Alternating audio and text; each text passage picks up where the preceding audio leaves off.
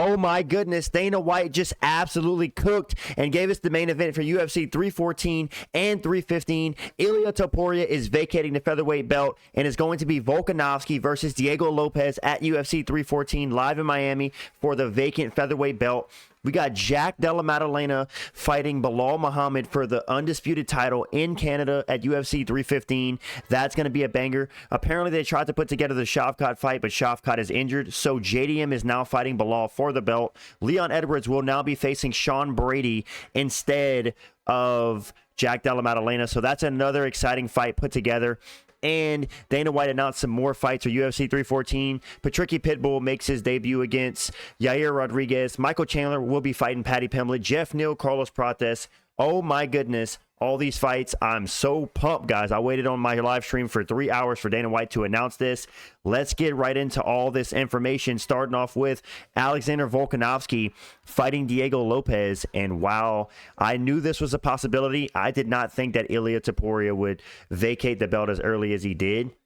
They said they're working on a fight for Topuria, but Dana White announced that the second the first punch is thrown in the fight, Ilia Topuria will no longer be the champion, and Volkanovski will be fighting Diego Lopez. And as you guys know, Diego Lopez is my favorite fighter, and he's fighting Volkanovski, who's coming off of back-to-back KO losses, hasn't fought in over a year, and Volkanovski is also 36 years old. Diego Lopez is in his absolute prime at 30 years old.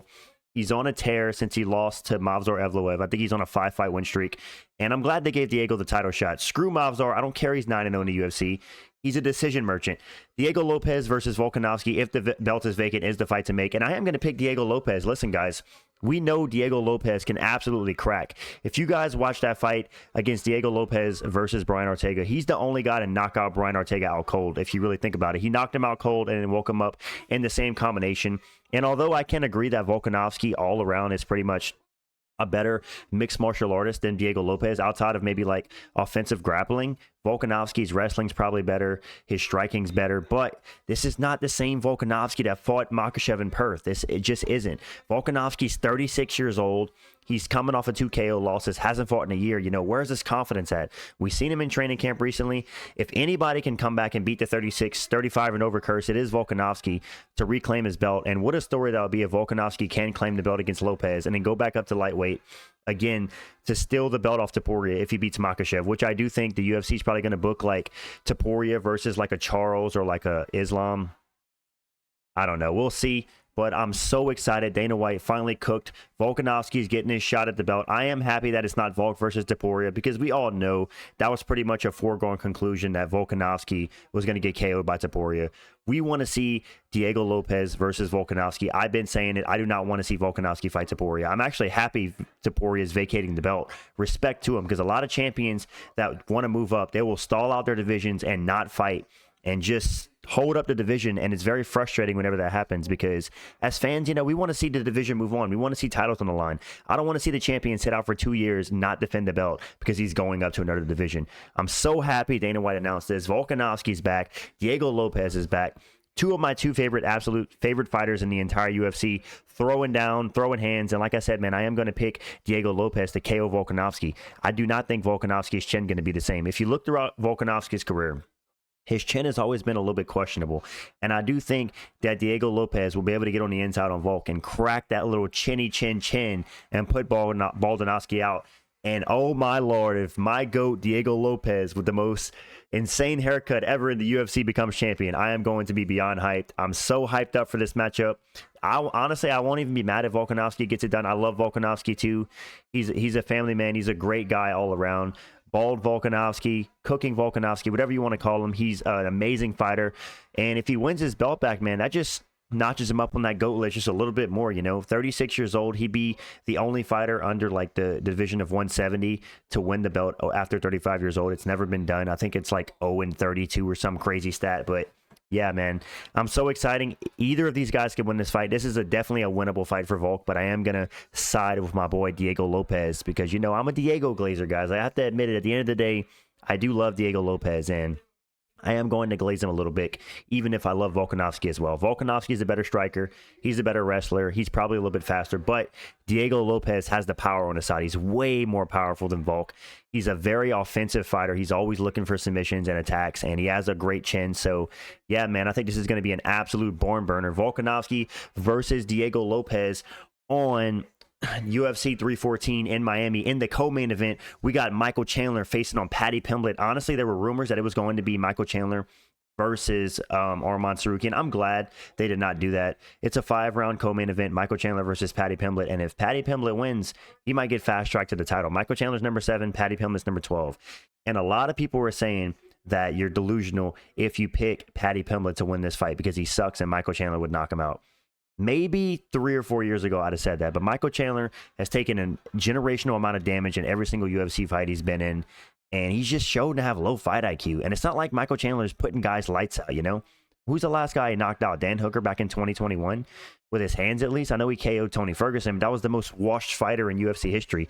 Paddy Pimblett, I think, is going to beat Michael Chandler. I do. Michael Chandler will end up on the ground with Paddy Pimblett. And honestly, I think Paddy Pimblett can submit Michael Chandler. Listen, if good old big DP can submit Michael Chandler, I think Paddy Pimblett can as well. If this fight stays on the feet and Paddy goes in there with his chin straight up in the air on a silver platter, I think Michael Chandler can knock him out. But I just don't see Muscle Milk Mike with the level of skill or IQ to KO a guy like Paddy Pimblett. Paddy Pimblett has done something very well throughout his UFC career. He's found a way to win one way or another, even if it's a robbery against Jared Gordon, you know. He finds a way to win. He finds a way to get it done, so you have to respect that. But at the end of the day, I just don't think Michael Chandler's good. He has low fight IQ. He's nearly 39 years old, you know. He's 2-4 in the UFC. I don't think he's a top fighter. I think Paddy Pimblett beats Michael Chandler. And maybe that's a hot take, maybe not, but I just do. I just don't see a world where Michael Chandler just goes in there and chins Paddy Pimblett and he calls Conor McGregor on the mouth, Conor McGregor, if you ever. I just don't see that happening. Give me Paddy Pimblett, honestly, by a second-round submission. It's a 5-round co-main event, so we're going to see Paddy's gas tank on full display if it does go the full 5 rounds. Paddy, I don't think he's fought in a single 5-round main event yet. It's been all 3-rounders, so this will be the first time he fights in a 5-rounder. So that's the co-main event, the UFC 314. In the feature fight, Patricio Pitbull makes his UFC debut versus Yair Rodriguez. This is completely unexpected. I did not think Patricio Pitbull would fight in the UFC, but he is the champion of the PFL, I believe, and he's going to be vacating that title to come over to the UFC to face Yair Rodriguez. And honestly, guys, hear me out. I'm picking Patricio Pitbull. I don't rate Yair Rodriguez. He's kind of soy. He's inactive. He just doesn't evolve. Yair Rodriguez has literally been the same fighter for like the last 10 years. I mean, his most impressive performance is probably against Josh Emmett, where he twisted him into a pretzel. But every time Yair Rodriguez fights, his takedown defense is always so concerning. Like, literally anybody can take this guy down. And if he doesn't land like some crazy kick on you, you're probably going to beat him. I mean, Brian Ortega got a submission on him. Volkanovski absolutely brutalized him. He fought a competitive fight with Max Holloway, but he still got beat up in that fight. I know Patricio Pitbull is old. That might be the only thing going against him. Yair Rodriguez is 32. I believe Patricio Pitbull is 37, 38. So age is definitely not on the side, but I am going to be picking him against Yair Rodriguez. And oh my goodness, if he wins, he would be top 5 in the featherweight division right away. That would be something. Can you guys believe that Ilia Topuria vacated his belt? He was talking about it. I thought it was all talk. Topuria says a lot of outlandish things. I did not believe the whole talk of that he's 190 outside of camp. That's insane because he never really looked drained in his weight cuts during his fights. But 190, if that is true, that's a really big size. And him vacating and building up to the lightweight division, a potential showdown between him and Islam has potential to be one of the biggest fights you've ever seen. So yeah, Topuria vacating the belt is quite surprising me, but I am happy that Volkanovski gets his title shot and he doesn't have to fight the brute force that is Topuria, which we all thought that Topuria was just going to KO Volkanovski again. Let's keep it real. Also on the 314 Miami card, Jeff Neal is giving Carlos Prates his toughest test yet, because if you guys don't know, Carlos Prates is 4-0 in the UFC, 4 KOs in 2024. Arguably had one of the greatest years for a debut and fighter in UFC history. But the issue with Carlos Prates is he hasn't fought anybody with the chin of Jeff Neal. Jeff Neal has one of the most insane chins we've ever seen. He can take a shot, man. He's got a head the size of a brick on him. And if Carlos Prates thinks he's just going to go in there and steamroll Jeff Neal in the striking and knock him out, he's got another thing coming. Hands of Steel Neal has really good striking. This is such a close fight. I don't know who to pick because Jeff Neal is very inconsistent. He's the guy that can destroy the champion on a good night and then lose to Neil Magny. Jeff Neal literally lost to Neil Magny. That is concerning.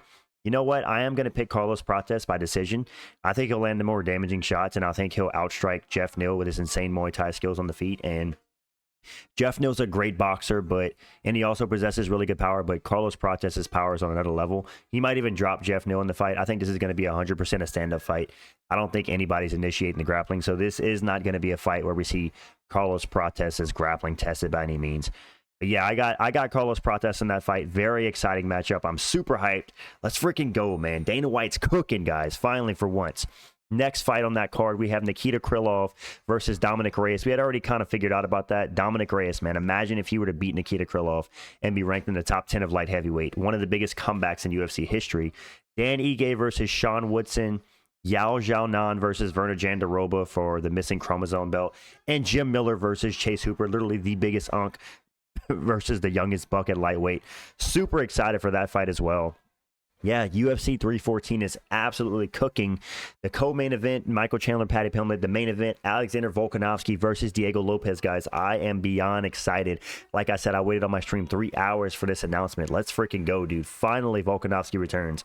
Diego Lopes gets his shot. Topuria vacates and moves up. No wonder Topuria was posting videos on Instagram of him wishing the belt a happy birthday. Bro's vacating the belt. He's got to celebrate it one way or another. According to Dana, Topuria said he feels like he's done all he could do in the featherweight division for his legacy, so he wants to move up. Topuria's taken like the Conor McGregor route.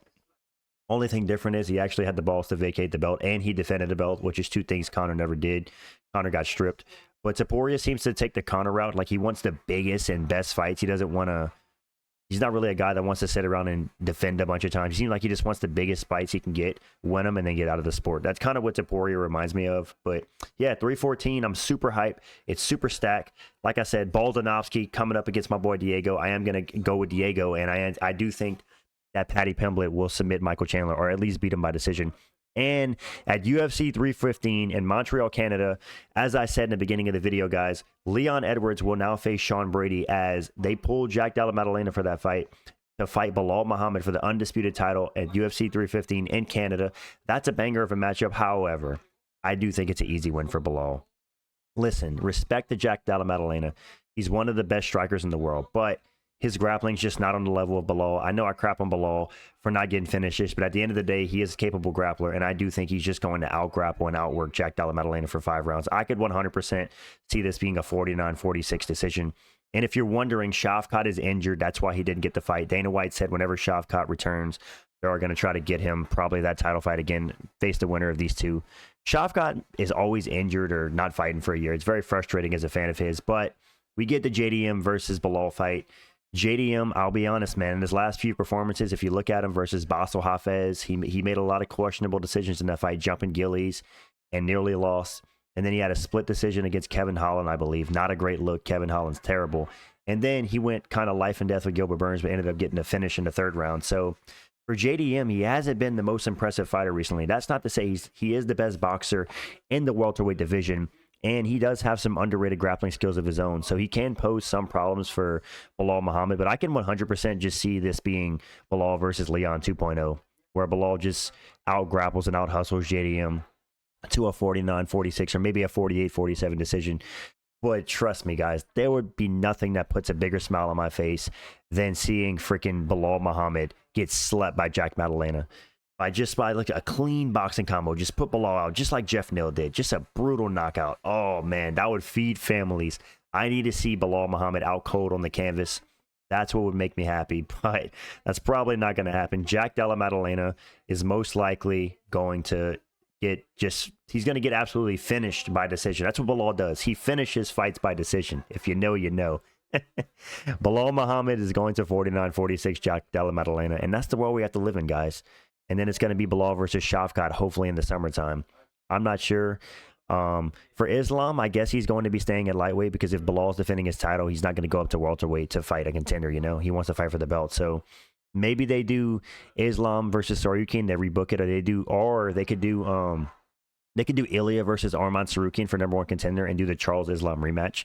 Although Charles doesn't really deserve it, but Yeah, Belal Muhammad will be fighting Jack Della Maddalena, and I do think it's a relatively easier fight for Belal Muhammad. I'm going to keep it real now. And apparently in the co-main event, we get the long-awaited for the Canadian fans, guys. This is a barn burner, guys. Try not to get too excited. Valentina Shevchenko versus Manon Fiorot. Ooh, France can finally get their first champion, as Dana White said. They had the interim champion in Cyril Gane, but Manon Fiorot, the first French champion. Honestly, I don't really care too much about this fight. I do think that Shevchenko is going to just out-grapple Fiorot to a decision. That's ultimately what's probably going to happen. I don't think he announced any other fights on the 315 card outside of that one. I'm very excited for the Carlos Prates versus Jeff Neal fight. That's an absolute banger. Just all these fights are bangers. Oh, and let's get to the Leon Edwards versus Sean Brady fight. Apparently, Leon Edwards came out recently and said he only wants to fight like 2 more times. Now that I've heard that, honestly, I'm leaning Sean Brady, because where is Leon Edwards' motivation if he doesn't want to be a champion anymore? He just wants to fight big fights. And he's fighting Sean Brady. How motivated is Leon Edwards going to be? I think we might see Sleepy Leon again, like we saw against Belal Muhammad. And let me just say, if Sean Brady gets on Leon Edwards' back, which is a tough task, if he does, Belal could do it. I think Sean Brady's a capable grappler, but he doesn't have the best takedowns. But if he gets on Leon Edwards' back, he might be able to grab a submission. But realistically speaking, Leon Edwards probably just outstrikes and outworks Sean Brady to a decision. But that's a tough matchup for Leon. And Leon, like I said, if he's talking about retiring, only has 2 fights left, that's not a great look. But either way, Dana White absolutely cooked tonight. Volkanovski versus Lopez for UFC 314 main event. Belal Muhammad versus Jack Della Maddalena for the main event of UFC 315. Michael Chandler versus Patty Pimblett. Yair Rodriguez versus Patricio Pitbull. Jeff Neal, Carlos Prates. Nikita Krylov, Dominic Reyes. Dan Ige, Sean Woodson. Jim Miller, Chase Hooper. Dude, UFC 314 in Miami is going to be a banger. Only thing that would make it better is if freaking Colby Covington versus Masvidal 2 on the card for the King of Miami. I'm kidding, but yeah. Dana White absolutely cooked tonight, guys. I am very satisfied with these matchups. I feel like the UFC has been a massive letdown recently with the announcements and just the pay-per-views in general. So I am very happy to see that UFC 314 and 313 are a bit on the stack side. We've got some bangers of fights coming up. This is the big announcement Dana White was cooking with today, guys. Let me know what you guys think in the comments. What do you guys think of these fights? Who do you guys think is going to win? Drop it in the comments. This is my first video where I just do myself on cam. Let me know if you guys like these kinds of videos where it's just kind of me yapping up a storm. But yeah, that's it for the video today, guys. Drop a like if you're excited for the fights. That's it. Peace out.